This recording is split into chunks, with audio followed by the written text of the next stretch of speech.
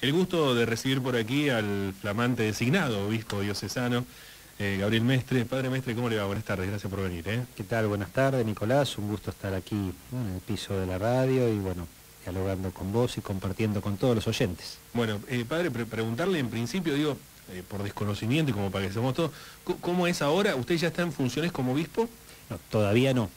El martes pasado, el martes 18, se hizo público en Argentina y en Roma, digamos, en la Santa Sede, mi nombramiento de obispo, y a partir de esa publicidad lo que hay que hacer es, por un lado, la toma de posesión, formalmente, lo que sería la jura a nivel político-social, y en el caso particular mío, como todavía no soy obispo, además la ordenación de obispo. Las dos cosas se van a hacer en una misma celebración, el sábado 26 de agosto a las 4 de la tarde en la catedral. Ajá. ¿Cómo lo tomó la noticia? ¿La estaba esperando? ¿Era parte, sabíamos, digamos, Monseñor Marino también nos decía que ya estaba pronto a su jubilación, a su salida, ¿era parte de la posibilidad? Mira, la posibilidad de que fuera obispo, yo la aparecía en el horizonte, alguna persona me la había comentado, de hecho cuando me llaman de nunciatura, que es como la embajada del Papa en cada país, para ir a hablar en reserva con el nuncio, suponía que podía ser para ser obispo, pero no pensaba sinceramente de Mar del Plata. Habitualmente no nombran obispo a un sacerdote del mismo lugar, ¿no? Claro. Pero bueno, en estas cosas que el Papa Francisco también retoca alguna de las tradiciones, replanteó esto y lo ha hecho en otros lugares, ¿no? Por ejemplo, lo hizo en una arquidiócesis muy importante, como es la de Milán, donde el vicario general fue nombrado arzobispo de la arquidiócesis de Milán. Y en este caso también eligió para Mar del Plata un hijo de Mar del Plata, y además relativamente joven, digamos, con 48 años de edad. Exactamente. Bueno, ¿y cómo encara todo esto ahora a partir de justamente esas características, ¿no? De ser una persona de Mar del Plata, siendo obispo de nuestra diócesis, a esta edad tan temprana, habitual para un obispo, es muy joven. Digo, ¿cómo se encara este desafío, en definitiva? Como aspecto positivo, el hecho de conocer bien la realidad y la idiosincrasia, ¿no? Claro. Eso ayuda, no es imposible. Cualquier obispo que va a un lugar que no conoce tiene que terminar después de un tiempo, ¿no?, en hacerse carne con esta propia realidad, y es así, está muy bien, digamos, ¿no? Lo de la edad puede ser una dificultad que se va solucionando con los años, porque uno va creciendo, digamos, así que se arregla. Pero no, más allá de eso, creo que uno tiene que aprovechar la posibilidad de tener tal vez más energías, y si el Señor me da salud, hasta este momento me la ha dado, en esto de poder transitar, recorrer. Pensemos que nuestra diócesis abarca 9 partidos del sudeste de la provincia de Buenos Aires, ¿no? Claro. La ciudad más importante, la más poblada, la más grande obviamente es Mar del Plata, donde está de alguna manera el 90% de la población.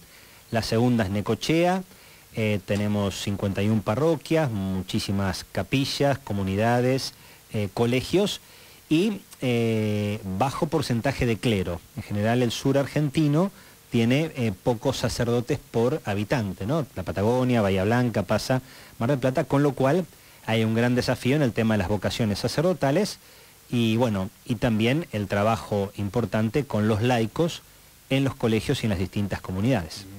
Hay algunas cosas, le voy a ir preguntando de lo que ha dicho, como para ir desglosando, pero en líneas generales, siendo de Mar del Plata, habiendo trabajado siempre cerca de los distintos obispos, estando siempre muy cerca de la realidad de lo que se vive, ¿cuál es el desafío? ¿Cuál es el objetivo que tiene el nuevo obispo? Bueno, fundamentalmente el obispo es un sucesor de los apóstoles, que tiene que anunciar a Jesucristo. Su tarea, su función como padre de la Iglesia diocesana es eminentemente religiosa y es una función de fe. Ahora, una fe que no tiene que ser vivida de una manera abstracta, una fe que no tiene que ser vivida como una entelequia de la estratosfera, sino una fe que se tiene que hacer carne en las coyunturas concretas que hay que llevar adelante, ¿no? En este sentido, el Papa Francisco es un maestro, digamos, ¿no? Es un maestro de aquel que con un lenguaje sencillo logra decir cosas importantes, que con un lenguaje simple logra decir cosas muy profundas, siempre comprometidas con la realidad. Entonces, mi gran desafío es ser un hombre de Dios, un hombre de fe, porque yo no soy un político partidario, yo no soy un dirigente social, más, como está muy bien que haya personajes políticos partidarios y dirigentes sociales más, que se preocupen de manera directa y prioritaria sobre eso. Como hombre de Dios, tengo que estar comprometido con la realidad política y social de mi pueblo, de mi diócesis, y en ese sentido, bueno, lo que he manifestado, mi preocupación por el tema de la droga, la pobreza, la inclusión, el tema de la seguridad y la inseguridad, y todos los otros temas que aparecen, ¿no? La trata de personas, la violencia de género, todos estos temas de agenda de actualidad no son ajenos al corazón del obispo, no son ajenos al corazón de la Iglesia diocesana, porque no son ajenos al corazón de Jesús, que quiere que su mensaje esté encarnado en las realidades concretas. Por lo que me describe, por los puntos que marca, si bien lógicamente uno marca las problemáticas y no las virtudes habitualmente como para ayudar o para trabajar en eso, digo, pero una situación compleja a nivel social la que está viviendo. ¿Cómo la analiza? Y bueno, la complejidad tiene que ver con una historia argentina que viene de muchos años atrás, en la cual no terminamos de encontrarle la vuelta a muchos temas. Yo creo que el aporte fuerte de la Iglesia en este sentido está en esto que el Papa llama lograr la cultura del encuentro. Ante esta problemática difícil, la Iglesia no tiene que dar soluciones por ahí técnicas puntuales, porque para eso están los ámbitos políticos y sociales, que regulan la realidad de la ciudad, del país, de la región, para el bien común de todos. Pero la Iglesia creo que tiene como función, y creo que esta expresión, por eso del Papa a mí me gustó mucho, propiciar una cultura del encuentro. Yo pienso, ante un problema político-social particular, tal vez haya 5 miradas distintas, según la perspectiva ideológica de cada sector. Yo creo que la Iglesia puede colaborar en este sentido, buscando acercar estas 5 miradas y buscando lo que sería lo mejor posible de estas 5 miradas para lograr solucionar estas problemáticas complejas y difíciles que tenemos. Por eso creo que esta línea de la cultura del encuentro, la cultura del diálogo, ¿no? Superar esta situación de virulencia por ahí que vivimos en lo cotidiano, creo que es el aporte que tiene que hacer la Iglesia, es lo que nos anima a Jesús, a los que somos creyentes, y en lo cual yo como obispo electo de Mar del Plata me veo comprometido en primera línea. ¿Ha hablado con Francisco, lo conoce, tiene trato con el Papa, digamos, más allá de que lógicamente es una figura a nivel internacional de las más importantes, pero ¿hay un contacto directo, el hecho de ser argentino, lo ha charlado con él? He charlado con él, mi conocimiento previo a que sea Papa es mínimo, digamos, ¿no? Yo tuve la posibilidad en el mismo año que él fue elegido, en el 2013, él fue en marzo.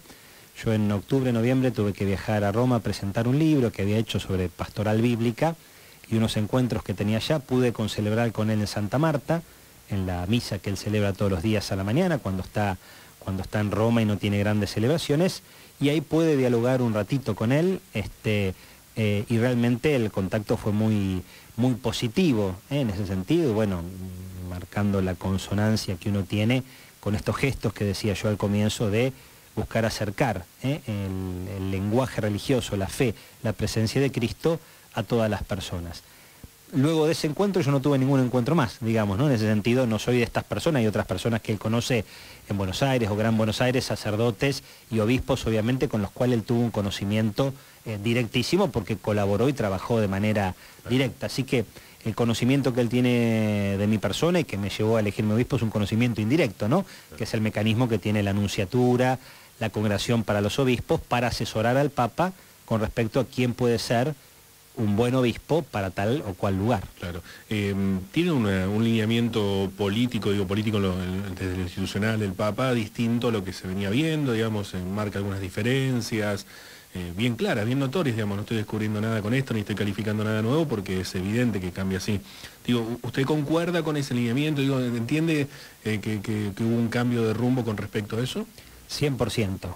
El cambio de rumbo es claro.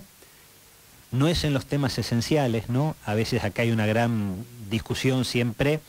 ¿La Iglesia se tiene que renovar? Sí. ¿Se puede renovar en todos los temas? No. Hay temas que son renovables y temas que no son renovables, ¿no?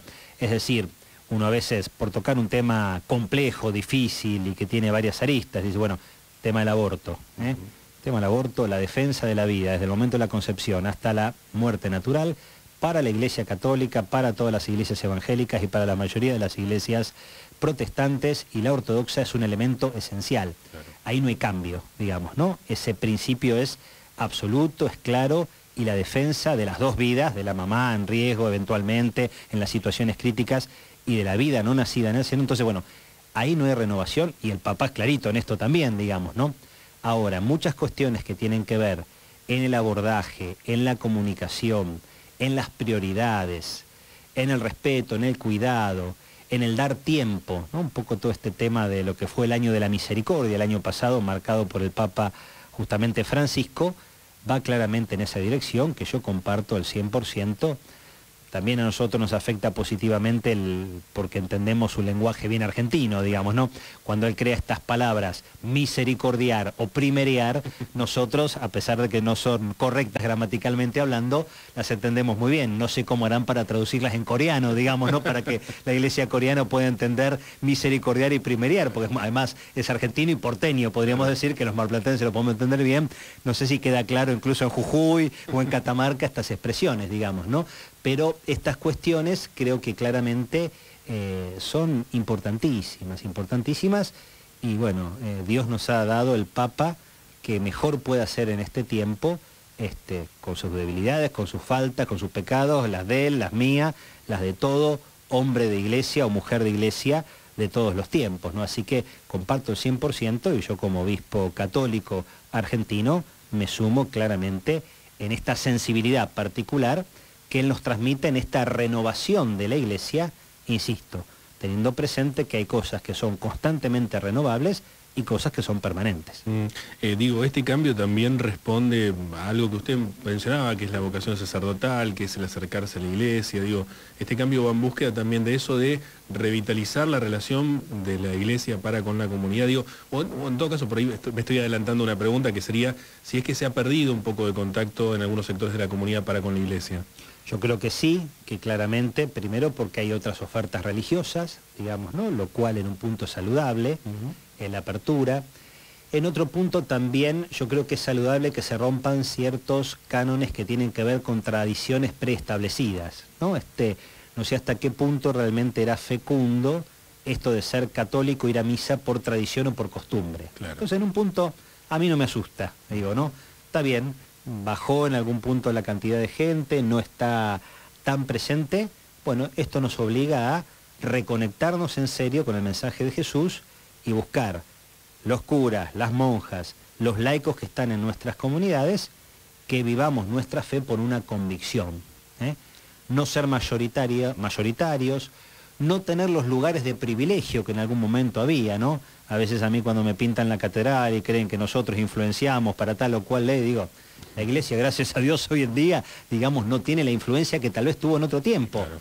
Y que la puede haber usado bien y que la puede haber usado mal en algún caso, digamos, ¿no? Entonces, no hay una influencia de tipo política, no hay una influencia de tipo judicial, porque realmente hoy en día, gracias a Dios, no es así, digamos. Entonces, creo que esto de recuperar, vivir la fe por convicción, porque uno cree, porque uno está convencido de determinados valores, a mí en realidad me pone contento, aunque en algún punto baje el número y que en la medida que tenga que subir, suba, porque realmente están comprometidos con Jesús y con el mensaje de Jesús, de justicia, de verdad, de paz, de compromiso, de perdón. Bueno, es interesante el punto de vista, la verdad, no esperaba esa respuesta, le voy a ser sincero, porque digo, ver que por ahí esa desconexión, o por lo menos esta situación de baja en cuanto a la unidad hacia la Iglesia Católica, o sea, el acercamiento a la Iglesia Católica, termina siendo también un poco una forma de sincerar, digamos, la Iglesia misma.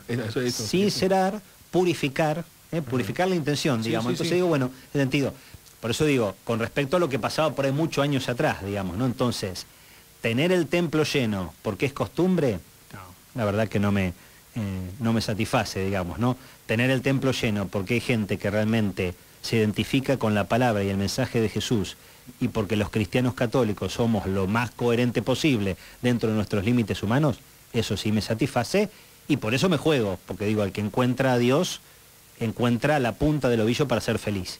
Ahí me juego como obispo, como sacerdote, como hombre de iglesia, y voy a buscar que todas las personas que trabajen en las parroquias estén en esta línea, ¿no? Ahí se entiende la tarea misionera de la iglesia, ¿eh? No es ganar adeptos, no es ganar prosélitos. La tarea misionera de la iglesia es decir, bueno, Jesús tiene una palabra para vos, Jesús tiene el sentido para que puedas ser feliz, a pesar de los 1001 líos que puedas tener en tu vida, y yo me juego, te anuncio que seguir a Cristo vale la pena. Eso es lo que tengo que hacer como obispo, lo que tiene que hacer cada cura, lo que tiene que hacer cada monja y cada laico en la catequesis, eso. Ahí está la clave. Seguramente. ¿Cómo es la comunidad? Digo, usted decía recién, ¿no? La diócesis es grande, son muchos distritos, muchos municipios, que aparecen 9, me dijo, si no me equivoco. 9. Exactamente. Y seguramente cada lugar por sus características, no es lo mismo Mar del Plata que seguramente, no sé, Mechongueo o alguna otra localidad que pueda ser un poco más pequeña o distintas características, digamos, por la actividad productiva y demás. Pero digo, en líneas generales, ¿cómo ve digo, porque pareciera como que a veces son distintos, justamente por estas diferencias.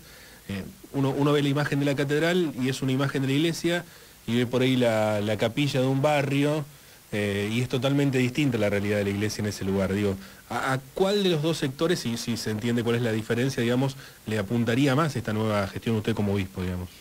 La diócesis es polifacética en este sentido, ¿no? Uno a veces dice la palabra Mar del Plata y la gente piensa la Rambla, piensa la costa y el puerto, digamos, y la postal del puerto la más bonita, no la más compleja, digamos, ¿no?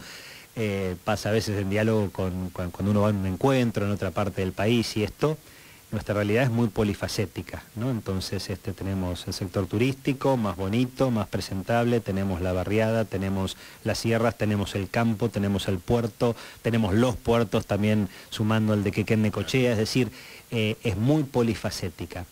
Mi desafío es estar absolutamente para todos, para todos.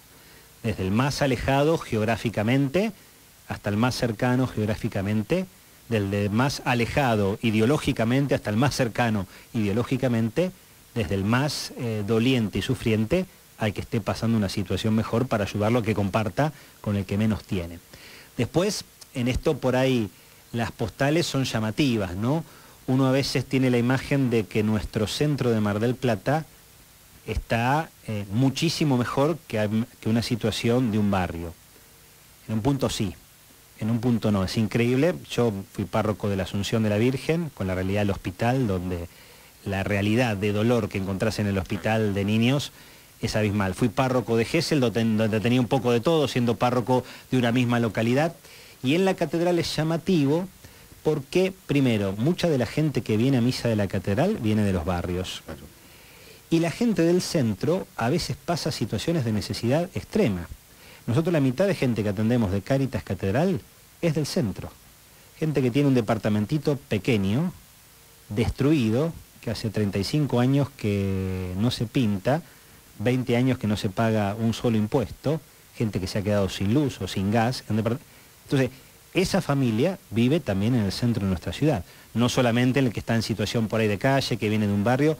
Entonces, en este sentido, ver cómo la realidad es polifacética. Podemos tener un templo hermoso, pero la gente que participa, muchas veces es gente muy, muy humilde. La que viene a rezar, la que vino a hacer un trámite, digamos, y la que viene a misa incluso el fin de semana, también, ¿no? Entonces, yo ratifico claramente esto, que yo estoy para servir a todos, absolutamente a todos. Uno podría decir esto, privilegiando, sin excluir, al pobre, al débil, al enfermo y al sufriente, que es la opción de Jesús. En el corazón de Jesús entraron todos. Jesús sentó a la mesa de los fariseos también, digamos, para ayudarlos a convertirlo.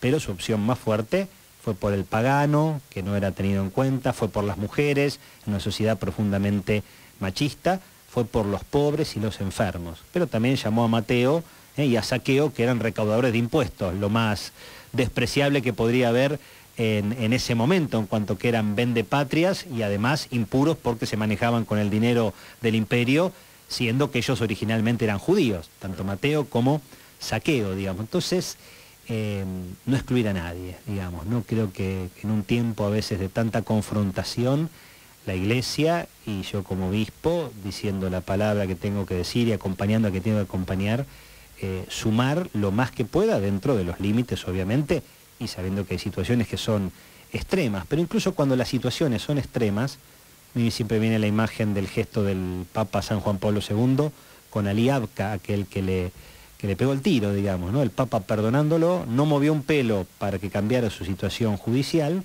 y sin embargo el Papa fue a la cárcel a perdonarlo, digamos, ¿no? Es decir, creo que esa es la actitud, ¿no? El que es un delincuente tiene que estar obviamente procesado y en donde corresponde, pero no por eso tiene que estar excluido del camino de Dios y por lo tanto el obispo tiene que ser artífice de estar absolutamente con todos.